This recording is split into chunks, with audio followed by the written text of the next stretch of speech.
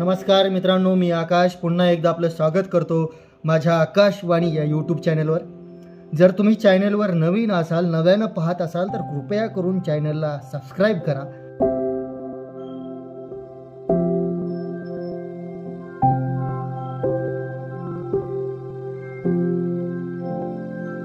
तर मित्रांनो, शिवाजी कोण होता? छत्रपती शिवाजी महाराज यांचा इतिहास आपण ऐकलेला, काल काही भाग आपला वाचून झालेला आहे। कॉम्रेड गोविंद पानसरे यांचं हे पुस्तक आहे शिवाजी कोण होता। तर तेच मी कंटिन्यू करतोय। आपलं आत्महुतीची प्रेरणा हा टॉपिक आपण घेतोय। आपले कार्य आपले राज्य हे वाचून झालेलं आहे। तुम्ही जर ऐकलं नसेल तर कृपा करून पहिला भाग नक्की ऐका। शिवाजी कोण होता, कॉम्रेड गोविंद पानसरे यांचं हे पुस्तक आहे। मी वाचायला चालू करतोय। आत्महुतीची प्रेरणा, की शिवाजीचे कार्य हे आपले कार्य आहे। शिवाजीचे कार्य हे आपले कार्य आहे असे त्या काळातील रयतेला वाटत होते। याची अनेक उदाहरणे आहेत। प्रचंड फौजफाट्यासह सिद्दी जोहर आणि फाजल खानाच्या पन्हाळगडाला वेढा देऊन बसले होते। तर मुद्दा आहे काय की प्रचंड फौजफाट्यासह सिद्दी जोहर आणि फाजल खान पन्हाळगडाला वेढा घालून बसले होते। महिने उलटले तरी वेड्याला ढील पडली नव्हती। नेताजी पालकरांनी सिद्दी हिलालच्या साह्याने वेड्यावर केलेला हल्ला नाकामयाब झाला। शिवाजीच्या सेनापतीला हार पत्करून पळून जावे लागले होते। स्वतःच्या मुलाला वाचवायला गेलेले इमानी सिद्दी हिलाल शत्रूच्या हाती सापडला होता। वेड्यात अडकून पडलेला शिवाजी राजांना सुटकेचा मार्ग सापडत नव्हता। अशा वेळी वेड्यातील पातळ जागा शोधून गुपचूपपणे विशाळगडावर पळून जाण्याचा बेत रचला गेला। या बेताचा एक भाग म्हणून एक खोटा शिवाजी तयार करण्यात आला। पालखीत बसलेला हा शिवाजी शत्रूच्या हातात सापडला। ओळख पटेपर्यंत सिद्दी जोहर आणि त्याचे साथीदार गाफील राहिले आणि राजांना दूर जायला उसंत मिळाली। खोटा शिवाजी बनला होता तो एक सामान्य गरीब शिवानाहवी। या शिवानाहव्याला हे ठाऊक होते की आपण स्वतःला पकडून घ्यायचे आहे। असे आपण पकडले जाणार व पकडले गेलो की आपला खात्मा होणार। पण तरी तो तयार झाला, सापडला गेला आणि शत्रूच्या तलवारीला हसत हसत खतमही झाला। जाणून बुजून मृत्यूला कवटाळायला गेलेला शिवानाहवी कुण्या जहागीराच्या लोभाने गेला होता? आपण मेलो तरी चालेल पण शिवाजी राजा जगला पाहिजे अशी त्याची जिद्दीची व ठाम भूमिका होती। कारण शिवाजी करतो ते आपले स्वतःचे कार्य आहे, साऱ्या रयतेसाठी तो करतो आहे अशी शिवानाहवाची खात्री होती। अशी खात्री असणारा शिवानाहवी एकटाच नव्हता। पन्हाळगडाच्या वेढ्यातून महाराज निसटले। सिद्दी जोहर सावध झाला आणि वेगाने पाठलागा सुरू झाला। विशाळगडावर पोहोचण्यापूर्वी तो त्यांना गाठता तर खैर नव्हती, पण वाटेत घोडखिंड होती आणि ते खिंड अडवून मुठभर मावळ्यांसह बाजीप्रभू देशपांडे खडा ठाकला होता। महाराजांना विशाळगडावर गाठायला उसंत मिळाली म्हणून खिंडीत जान कुर्बान करायला तो आणि त्याचे सवंगडी तयार होते। शेवटी तसेच झाले। बाजीप्रभू पडला, अनेक मावळे कापले गेले, त्यांची नावे सुद्धा इतिहासाला माहीत नाहीत। बाजीप्रभू आणि ते बेभान मुठभर मावळे का लढले? पुन्हा तीच भावना, आपण मेलो तरी चालेल पण जे कार्य आरंभले होते ते पूर्ण करायला शिवाजी जगला हवा, ते कार्य पूर्ण व्हायला हवे, ज्याच्यासाठी हसत हसत मरण पत्करावे असे ते कार्य होते, अशी त्यांची भावना होती। अशी अनेक उदाहरणे इतिहासाने नमूद करून ठेवली आहेत। शहेनशाह औरंगजेबाची इमानी सरदार मिर्झा राजे जयसिंग याच्या समोर महाराजांनी हार पत्करावी लागली। नामुष्कीने तह स्वीकारून आग्र्यात जावे लागले। आग्र्याच्या कैदेतून सुटकेचा मार्ग गावसेना पुन्हा शकल लढवली आणि महाराज पसार झाले। पसार होताना बिछाण्यावर एक जण शिवाजीचे सोंग घेऊन झोपला होता आणि एक जण त्याचे पाय चेपत होता। पसार व्हायला संधी मिळाली, डाव उघडकीस यायला उशीर व्हावा आणि मिळेल तेवढ्या वेळेत राजांनी दूर निघून जावे म्हणून ही रचना केली होती। मृत्यूला सामोरे जायला मागे राहिले होते ते होते मदारी मेहतर आणि हिरोजी फर्जंद। लवकर असो वा उशिरा डाव उघडकीस येणार। आपण पकडले जाणार आणि बेमौत मारले जाणार याची मदारी मेहतरला आणि हिरोजी फर्जनला जाण नव्हती. मृत्यूला कवटाळून आत्माहुती द्यायला ते दोघे का तयार झाले? पुन्हा तेच उत्तर, शिवाजीने आरंभलेले कार्य मोलाचे आहे, ते पूर्ण व्हायला हवे, टिकायला हवे. आपण मेलो तरी चालेल, हीच ती भावना. आपण मेलो तरी चालेल, पण शिवाजी जगला पाहिजे असे वाटायला लागले. अशी किमया शिवाजी राजे करू शकले. इतर राजांना ते शक्य नव्हते.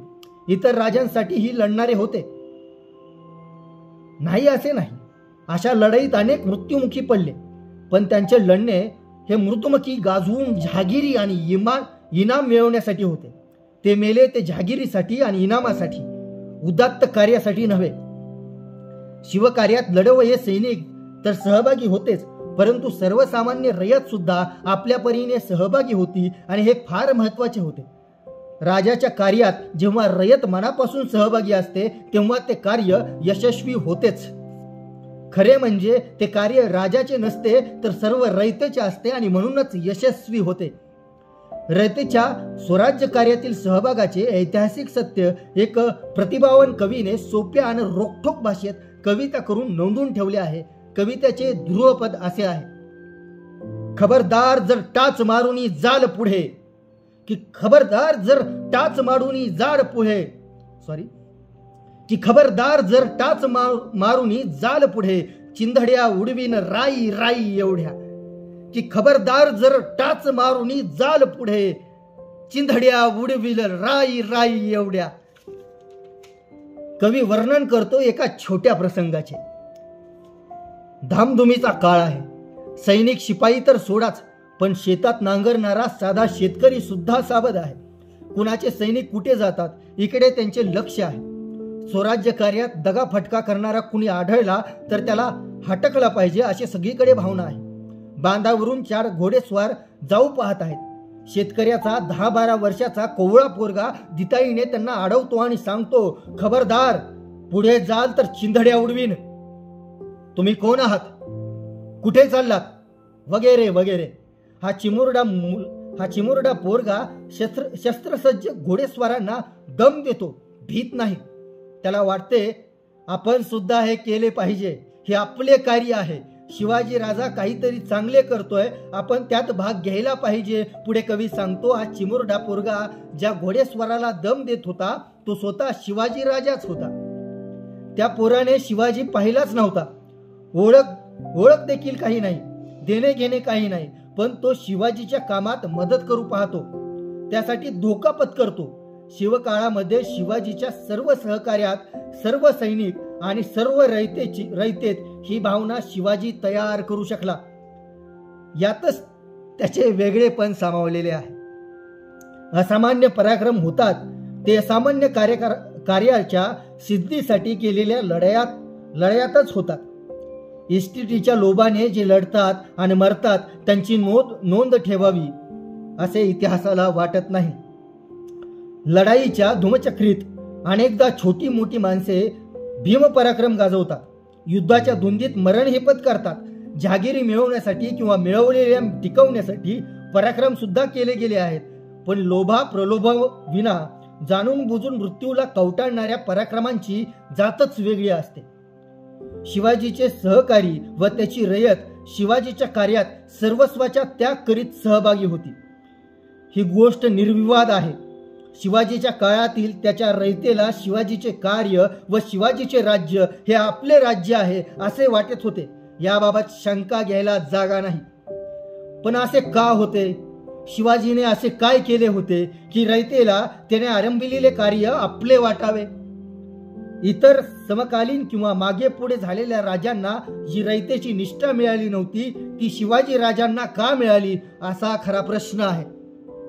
इतर राजे रयतेशी वागत ती रीत आणि शिवाजी महाराज रयतेशी वागत ती रीत, यात तो फरक होता. त्या फरकात या प्रश्नांचे उत्तर आहे. पुढे आहे जहागिरी, इमानदारी, वतनदारी व गाववाडा. काय की जहागिरी, इमानदारी, वतनदारी व गाववाडा. त्या काळी सर्वसामान्य जनता राजा कोण आहे, कोण आला, कोण गेला या संबंधी फारशी फिकीर करीत नसे. कुणीही राजा आला किंवा गेला, कुणाचेही राज्य आले तरी सामान्य रयतेच्या जीवनात काहीच फरक पडत नव्हता. गावे जवळजवळ स्वयंपूर्ण होती. गाववाड्याची स्वयंपूर्ण यंत्रणा होती. पाटील होता, कुलकर्णी होता, 12 बलुती होती. ते गाव चालवित होते, गावगाडा हाकीत होते. राज्य बदलली तरी या गावगाड्यात फरक पडत नव्हता. वतनदार होते ते भरमसाठ वसुली करत होते, रयतेवर अन्याय करीत होते. त्यांच्या विरुद्ध दाद मिळत नव्हती आणि मिळत नव्हती म्हणून कुणी मागत नव्हते.